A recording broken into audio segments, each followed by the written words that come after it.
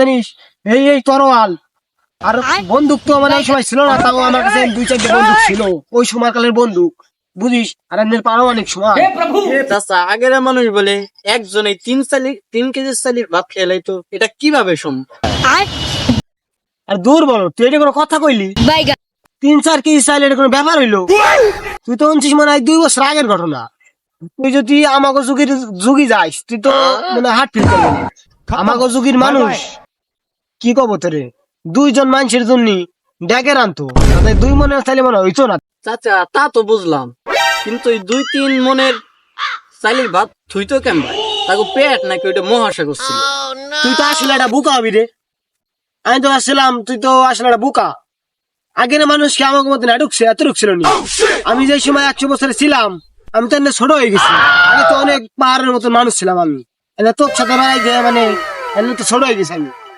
আগের মানুষের ব্যাপারে আমি তোর কি কব শোন। আগের মানুষ ছিল, হাতির কথা কইলেও তো হয় না। যাই হোক, হাতির কথাই ধরি।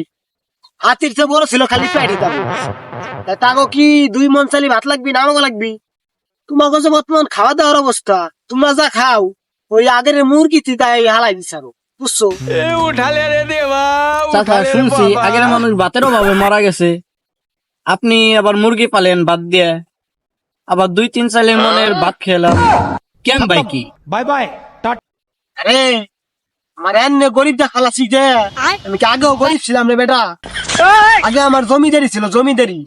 তুই অতর আমার সাথে ঘুরে বেড়াইস, আর আমার সাথে আগে সৈন্য করতো, সৈন্য।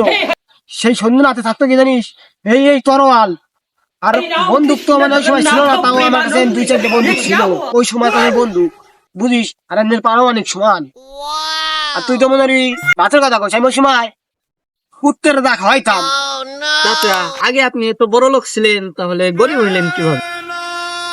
আরে বলো কি কব, এই মনটা যত কঠোরই হোক, আগে মনটা ছিল অনেক তুলের মতো নরম। গরিব মানুষের পাশে দাঁড়াইছি, যার গড়াই চাইছিল না তারে মনে করবি ধানের বুঝ দিয়ে দিছি, যা ওই খাই বাসে গে। অমুক যে একজনের 1 বিঘা দিয়ে দিছি, মনে করবি দাগে দাগে জমি মানে গরিব মানুষে বিলাই দিছি। আর আজকে আমারই কিছু নাই, কি কব আর, আমার আর কিছুই নাই।